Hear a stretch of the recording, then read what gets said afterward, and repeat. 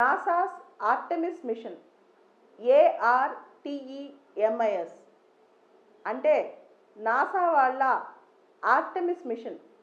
ఈ మిషన్కి సంబంధించి ఫిలిమ్స్లో క్వశ్చన్ వచ్చే అవకాశం ఉంది.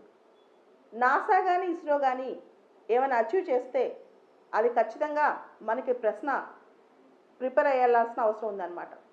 సో ఈ నాసాస్ ఆర్టెమిస్ మిషన్ ఏంటి? నాసా వాళ్ళ లూనార్ ఎక్స్ప్లోరేషన్ ప్రోగ్రామ్, అంటే చంద్రుడి దగ్గరికి వెళ్ళే programme. Lunar exploration programme, moon దగ్గరికి వెళ్ళే ప్రోగ్రామ్ అన్నమాట. మీ అందరికి తెలుసు చంద్రయాన్ 2 కూడా మనం చేసాం. కొంత సక్సెస్ అయింది, కొంత ఫెయిల్ అయింది చంద్రయాన్ 2. అయితే ఈ ఆర్టెమిస్ మిషన్ ద్వారా నాసా వాళ్ళు మొట్టమొదటిసారిగా ఒక మహిళా ఆస్ట్రోనాట్ను చంద్రుడి దగ్గరికి తీసుకెళ్ళనున్నారు. దాంతోపాటు కొంతమంది మేల్ ఆస్ట్రోనాట్స్ని కూడా 2024 కల్లా, ఒక స్త్రీ ఫస్ట్ టైం ఒక మహిళా ఆస్ట్రోనాట్, తర్వాత కొంతమంది మేల్ ఆస్ట్రోనాట్స్ని కూడా 2024 కల్లా తీసుకెళ్ళనున్నారు.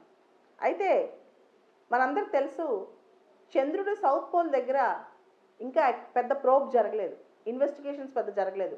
సో ఈ నాసాస్ ఆర్టెమిస్ మిషన్ చంద్రుడి యొక్క సౌత్ పోల్ దగ్గర ప్రోబ్ స్టార్ట్ చేస్తుంది అనమాట. That is very very important. And outer space treaty 1967 అని ఉంది. Outer space treaty 1967. ఔటర్ స్పేస్ను దేశాలు ఎలా వాడుకోవాలి, ఎంత శాంతియుతంగా వాడుకోవాలి దానికి సంబంధించి. సో ఈ ట్రీటీకి అనుగుణంగా నాసా వాళ్ళు, అంటే అమెరికన్స్, రకరకాల దేశాలతో ప్రైవేట్ కంపెనీస్తో కొలాబరేటివ్ అగ్రిమెంట్స్ చేసుకుంటున్నారు. వాటిని ఆర్టెమిస్ అకార్డ్స్ అంటారు. అంటే చంద్రుడి ఉపరితలాన్ని ఎంత శాంతియుతంగా, ఎంత మంచి పర్పసెస్కి, ఎంత సేఫ్ పర్పసెస్కి వాడాలనే దాని మీద కొన్ని ఒప్పందాలు చేసుకుంటున్నారు. వాటిని ఆర్టెమిస్ అకార్డ్స్ అంటారనమాట.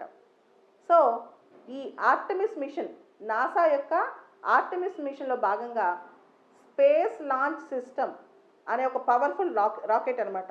స్పేస్ లాంచ్ సిస్టమ్ అనే రాకెట్ వీళ్ళని పైకి తీసుకెళ్తుంది. అయితే దీనిలో వాడే స్పేస్ క్రాఫ్ట్, ఈ నాసా ఆర్టెమిస్ మిషన్లో వాడే స్పేస్ క్రాఫ్ట్ పేరు Orion spacecraft, ORION, Orion spacecraft అనమాట. సో 2024 కల్లా ఈ స్పేస్ క్రాఫ్ట్ అనేది వెళ్ళబోతుంది. అయితే ఇక్కడ క్వశ్చన్ ఏంటంటే, ఈ నాసాస్ ఆర్టెమిస్ మిషన్లో ఉన్న మేజర్ అంశాలు ఏంటి, మేజర్ హైలైట్స్ ఏంటి చూద్దాం. ఎందుకంటే ఈ కొలాబరేషన్లో, ఈ మూన్కి వెళ్ళే కొలాబరేషన్లో, ఆర్టెమిస్ మిషన్లో అమెరికన్ నాసా వాళ్ళు రకరకాల ప్రైవేట్ కంపెనీస్తో, రకరకాల విదేశీ ప్రభుత్వాలతో ఒప్పందాలు కుదుర్చుకుంటున్నారు కొలాబరేషన్తో. దానిలో మేజర్ థింగ్స్ ఏంటంటే, మూన్ ప్రోబ్ కానీ ఇలాంటి ప్రోబ్స్ చేసేటప్పుడు ట్రాన్స్పరెన్సీ, అంటే పారదర్శకత ఉండటం, పీస్ఫుల్ పర్పస్, శాంతియుత పర్పస్తో వాడటం, ఇంటర్ ఆపరబిలిటీ అంటే ఉమ్మడిగా వాళ్ళకి తెలిసిన టెక్నాలజీని ఒకరికొకరు పంచుకోవటం. ఇంటర్ ఆపరబిలిటీ అంటే ఉమ్మడిగా వాళ్ళకి తెలిసిన టెక్నాలజీని ఒకరికొకరు పంచుకోవటం. ఎమర్జెన్సీ అసిస్టెన్స్ అంటే అత్యవసర పరిస్థితిలో ఒక దేశం వాళ్ళు ఇంకో దేశానికి అసిస్ట్ చేసుకోవడం. ఇలా వాళ్ళు కొన్ని సిద్ధాంతాలు పెట్టుకుని ఈ ఆర్టెమిస్ మిషన్తో ముందుకెళ్తున్నారనమాట.